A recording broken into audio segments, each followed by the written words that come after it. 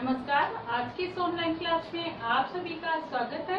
कक्षा 12 विषय इतिहास का हमारा दूसरा अध्याय चल रहा है, भारतीय इतिहास के स्वर्णिम प्रश्न। दूसरे अध्याय में हम गुप्त काल के बारे में पढ़ रहे हैं और गुप्त काल की कला के बारे में हमने पढ़ा, और आज हम गुप्त काल के साहित्य के बारे में पढ़ेंगे कि गुप्त काल में साहित्य के क्षेत्र में क्या क्या प्रगति हुई और किन किन साहित्यों की रचना हुई।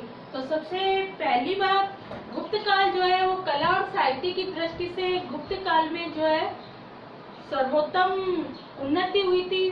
कला और साहित्य का विकास हुआ था, इससे गुप्त काल को स्वर्ण काल कहा जाता है। जैसे यूनान के इतिहास में पेराक्लीज के युग को स्वर्ण युग कहा जाता है, वैसे ही भारतीय इतिहास में गुप्त काल को स्वर्ण युग कहा जाता है। तो अब हम भारतीय इतिहास में जो गुप्त कालीन साहित्य है उनके बारे में आज पढ़ेंगे।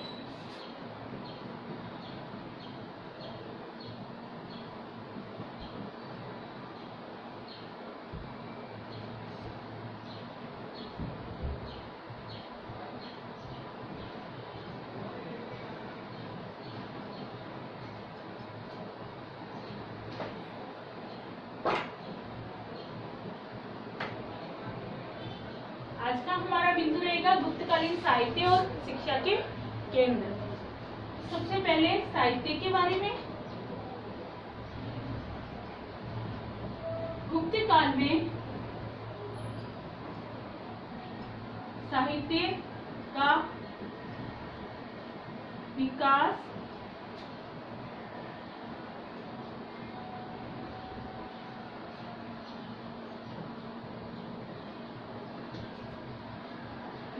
हुआ। गुप्त काल के साहित्य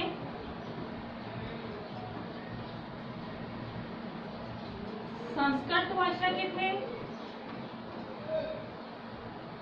यानी गुप्त काल के जो साहित्य वो किस भाषा में लिखे गए थे?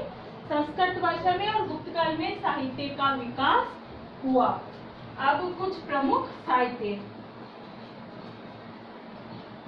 गुप्त काल के प्रमुख साहित्य, ये आपको यहाँ थोड़ा ध्यान में रखना होगा कि किसी भी साहित्यिक ग्रंथ का नाम लेके उसके लेखक का नाम आपसे पूछा जा सकता है। जो छोटे प्रश्न आते हैं आपके बोर्ड एग्जाम में भी कम से कम 10 छोटे क्वेश्चन आते हैं एक नंबर के, तो इसके लिए आपको ये ध्यान में रखने होते हैं। तो सबसे पहले मैं आपको कुछ प्रमुख साहित्यों के बारे में बता देती हूँ। मत्स्य, कट्टिकम, शूद्रक का एक ग्रंथ है।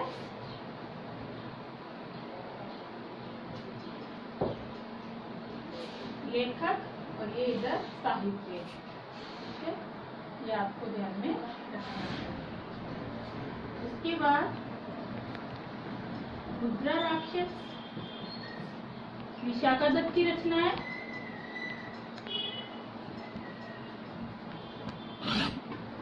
पंचतंत्र, मतलब इन सब साहित्यों की रचना गुप्त काल में हुई। विष्णु शर्मा,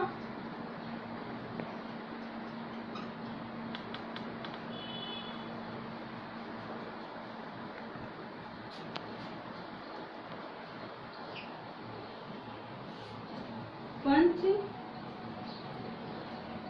सिद्धार्थिका, वराहमिहिर की रचना।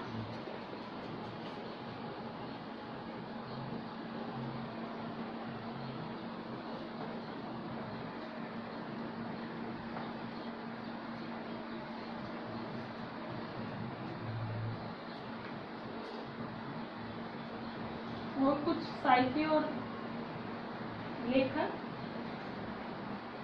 आपको ये सब थोड़ा ध्यान में रखना है।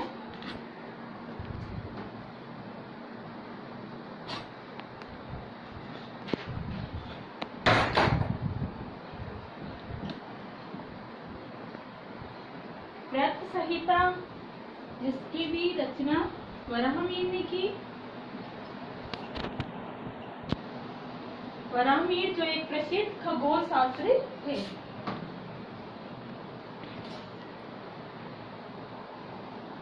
चरक संहिता, जिसके लेखक चरक, जो शैल्य चिकित्सा से संबंधित ग्रंथ। आर्यभट्टियम,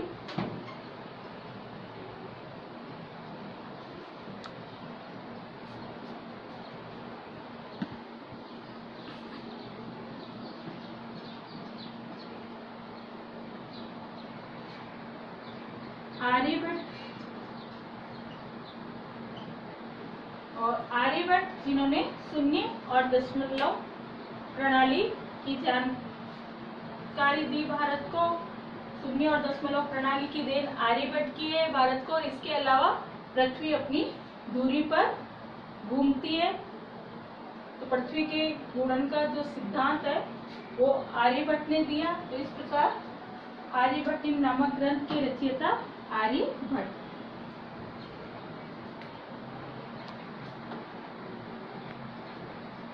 नीति शास्त्र,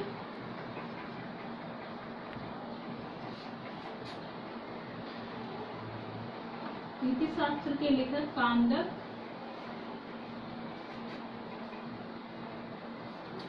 उसके बाद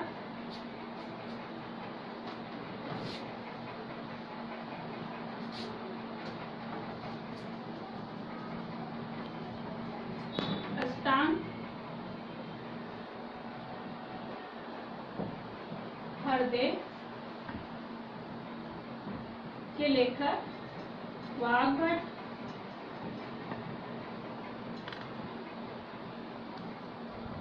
अमरकोश, जिसके लेखक अमर सिंह। अमरकोश नामक ग्रंथ से गुप्तकालीन जो आर्थिक स्थिति है उसकी भी हमें जानकारी मिलती है कि गुप्त काल में कितने प्रकार की भूमि का प्रचलन था और कृषि किस प्रकार की होती थी, कृषि में सिंचाई के कौन से साधन उपयोग में लिए जाते थे। ये सारी जानकारी जो है वो अमरकोश नामक ग्रंथ से मिलती है।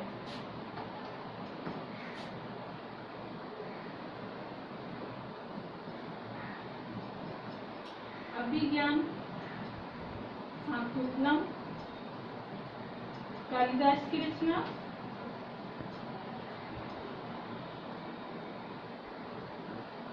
रघुवंशम, ये भी कालिदास की रचना है।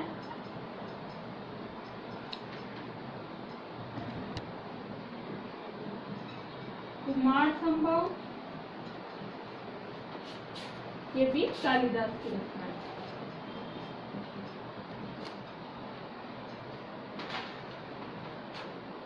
तो इस प्रकार गुप्त काल के कुछ साहित्य और लेखकों की जानकारी मैंने आपको दी। इस प्रकार इसके अलावा भी बहुत सारे साहित्य जो है गुप्त काल में लिखे गए थे।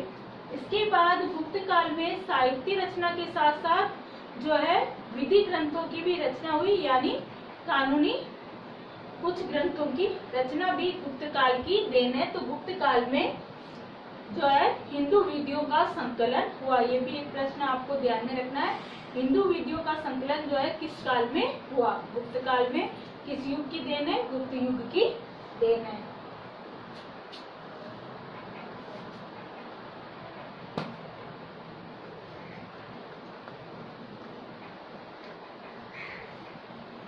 इसके अलावा जो कुछ ग्रंथ रह गए हैं वो आपको नोट्स में मिल जाएंगे।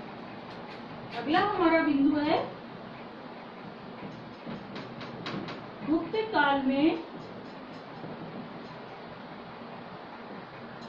हिंदू विधियों का संकलन, यानी विधि यानी कानून।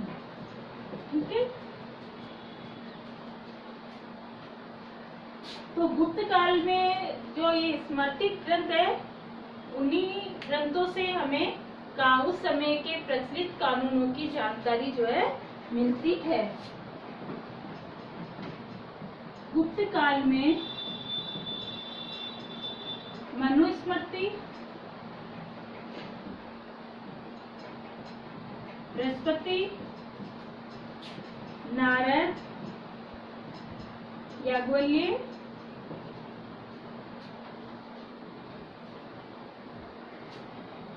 स्मृतियों में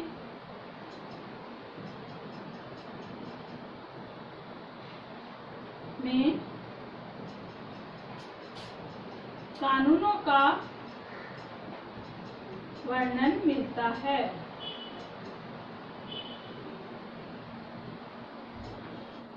गुप्त काल में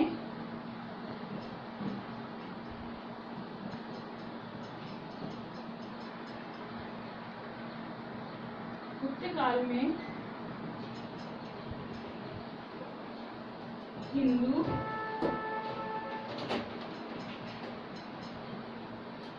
विधियों का संकलन, यानी गुप्त काल में हिंदू कानूनों का जो है संकलन हुआ, हिंदू विधियों का संकलन हुआ।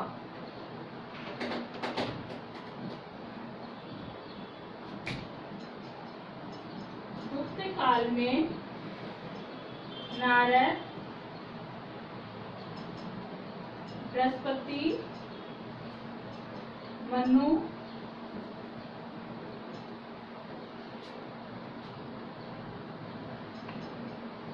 याज्ञवल्क्य,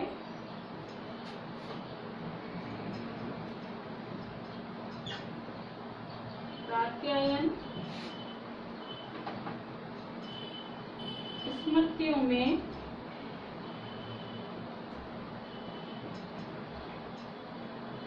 कानूनों का संकलन हुआ।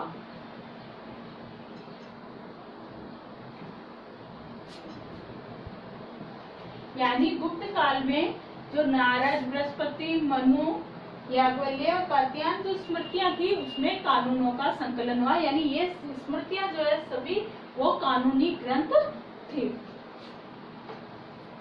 याज्ञवल्क्य जो स्मृति है, याज्ञवल्क्य स्मृति में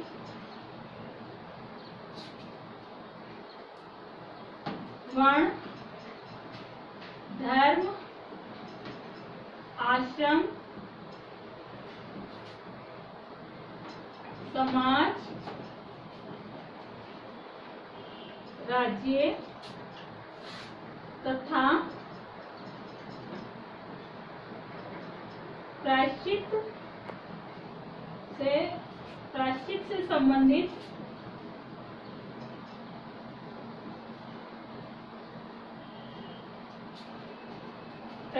संबंधित पक्षों का वर्णन हमें मिलता है।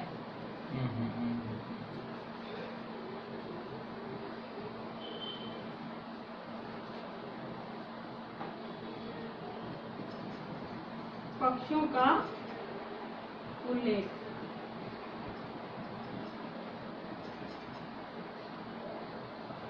यानी याज्ञवल्क्य स्मृति में जो उस समय की प्रचलित वर्ण व्यवस्था, उस समय जो धर्म, आश्रम व्यवस्था और समाज में जो नियम है, राज्य के जो कानून है, उन सब का, और किस तरह जब कोई व्यक्ति अपराध कर लेता है तो उसे किस तरह वापस अपने अपराध का किस तरह प्रायश्चित करना है, कैसे दंड का विधान होगा, इन सब का वर्णन जो है वो हमें इस स्मृति में मिलता है। इसके बाद बृहस्पति जो स्मृति है,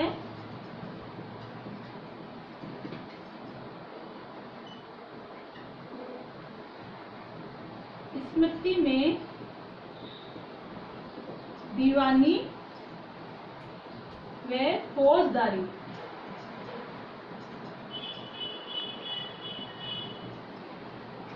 कानूनों का उल्लेख, ठीक है।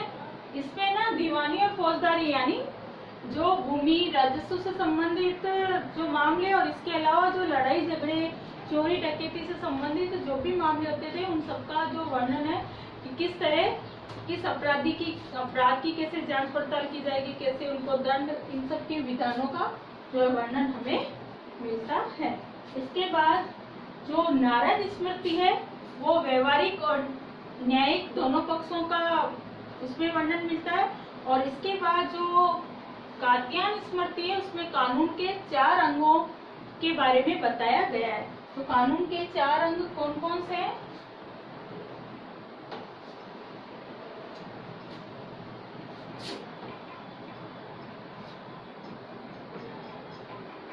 कात्यायन स्मृति में कानून के 4 अंग बताए गए हैं। 4 अंग। पहला जो अंग बताया गया है वो है धर्म, दूसरा व्यवहार, तीसरा चरित्र और चौथा है राज प्रशासन। तो इस प्रकार कानून के 4 अंगों का वर्णन किया गया है कि धर्म, व्यक्ति के जीवन में धर्म का, व्यवहार का, उसके चरित्र का और इसके अलावा राज्य का प्रशासन कैसा होगा, इन सब के बारे में कि जो नियम बने हुए थे उनकी जानकारी हमें मिलती है।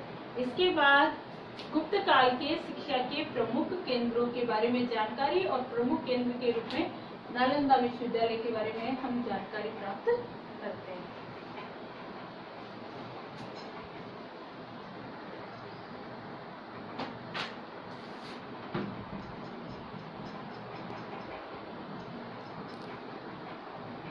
गुप्त काल के शिक्षा के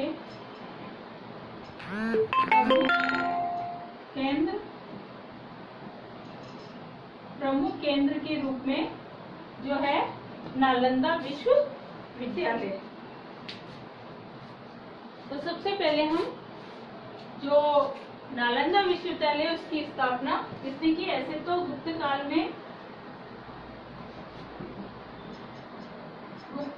में जो कुमार गुप्त थे ना, उन्होंने नालंदा विश्वविद्यालय की स्थापना की। गुप्त काल में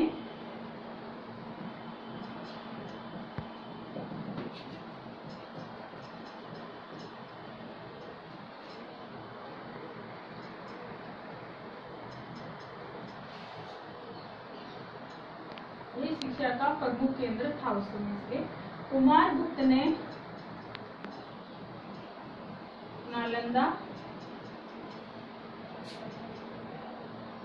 विश्वविद्यालय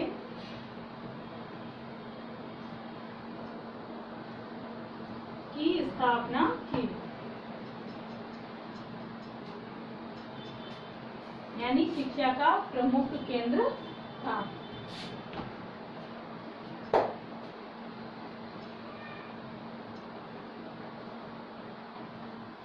नालंदा विश्वविद्यालय में देश के और विदेशों से भी अनेक छात्र जो है शिक्षा ग्रहण करने के लिए आते थे और देश और विदेशी छात्रों को मिलाकर कम से कम 10,000 से भी अधिक छात्र यहाँ शिक्षा उस समय ग्रहण कर रहे थे।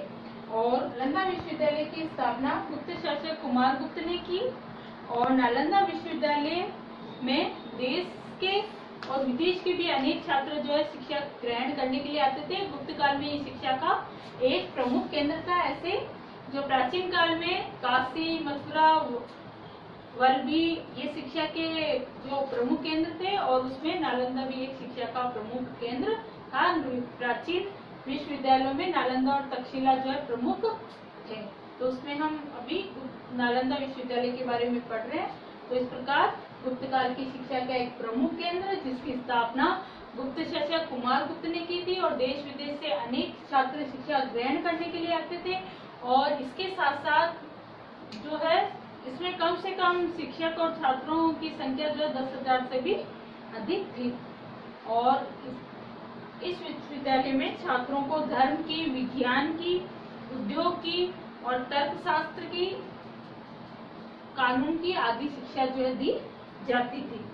और इस विश्वविद्यालय में गणपति, शीलभद्र और स्थिरमती आदि जो है प्रसिद्ध जो है कुलपति थे यहाँ के। और इसके साथ साथ इस विश्वविद्यालय में विदेश से अनेक छात्र जो है शिक्षा ग्रहण कर रहे थे। इस प्रकार शिक्षा के एक प्रमुख केंद्र के रूप में हमने नालंदा विश्वविद्यालय की कुछ संक्षिप्त जानकारी प्राप्त की। इस प्रकार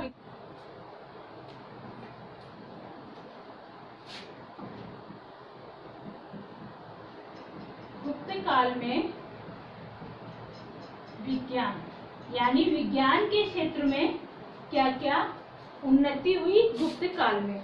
तो गुप्त काल में विज्ञान, गणित, ज्योतिष शास्त्र, खगोल शास्त्र के क्षेत्र में प्रगति हुई और इसके साथ साथ विज्ञान की विभिन्न शाखाएं जैसे भौतिक विज्ञान, आयुर्वेद, शल्य चिकित्सा, रसायन विज्ञान, इस क्षेत्र में भी महत्वपूर्ण जो है प्रगति हुई।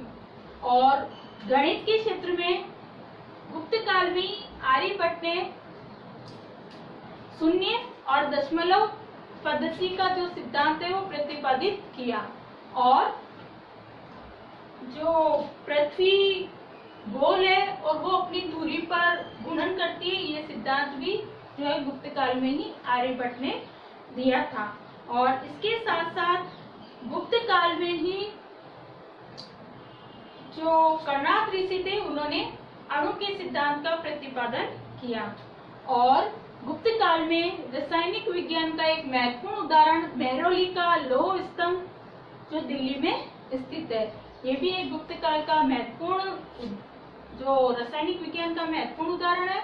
और इसके साथ साथ जो शल्य चिकित्सा से संबंधित जो शल्य चिकित्सक थे चरक, जिन्होंने चरक संहिता नामक ग्रंथ की रचना की, ये भी एक गुप्त काल का ही उदाहरण है।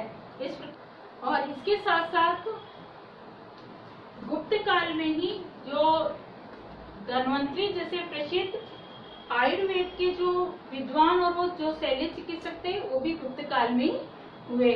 और नागार्जुन जो रासायनिक विज्ञान से और धातु विज्ञान के विद्वान थे वो भी गुप्त काल में ही हुए। और इसके साथ साथ जो वराहमिहिर थे प्रसिद्ध खगोल शास्त्री, वो भी गुप्त काल में ही थे। तो इस प्रकार इसके साथ साथ जो आर्यभट्ट ने गणित के क्षेत्र में अंकगणित, रेखा गणित और बीज गणित की जो विवेचना प्रस्तुत की थी, तो ये सब जो गणित के क्षेत्र में वर्गमूल, घनमूल और रेखा गणित, बीज गणित और अंकगणित की जो भी विवेचनाएं प्रस्तुत की गई थी वो गुप्त काल की देन है। और इसके साथ साथ शून्य और दशमलव प्रणाली भी गुप्त काल की देन हो गई। और अणु का सिद्धांत और रासायनिक के क्षेत्र में मेहरौली के लौह स्तंभ का उदाहरण जो आज तक गुप्त काल से लेकर इतने वर्षों तक उस पर बिना जंग लगे वो खड़ा है। और इसके साथ साथ जो सुल्तान धातु विज्ञान का उदाहरण है सुल्तानगंज में जो बिहार में महात्मा बुद्ध की तांबे की मूर्ति जिसपे, तो इस प्रकार ये सब ये धातु विज्ञान का उदाहरण हो गया। तो ये सारी जो उपलब्धियां हैं वो गुप्त काल की है विज्ञान के क्षेत्र में। तो इस प्रकार गुप्त काल में गणित और विज्ञान के क्षेत्र में महत्वपूर्ण जो है उन्नति हुई। तो इस पैराग्राफ में आपको 3-4 बातें ध्यान में रखनी है, जैसे रासायनिक विज्ञान का महत्वपूर्ण उदाहरण मेहरौली का लौह स्तंभ, अणु का सिद्धांत किसने प्रतिपादित किया था, ऋषि कर्णाद ने। और इसके अलावा नागार्जुन जो थे वो किससे संबंधित थे, रासायनिक और धातु विज्ञान के विद्वान थे। चरक संहिता के लेखक कौन थे, चरक थे। आर्यभट्ट नामक ग्रंथ के रचयिता कौन थे, आर्यभट्ट। ऐसे ही शून्य और दशमलव प्रणाली का सिद्धांत जो है किसने दिया, आर्यभट्ट ने। ऐसे कुछ प्रश्न इस विज्ञान के क्षेत्र वाले बिंदु में आप ध्यान में रखोगे।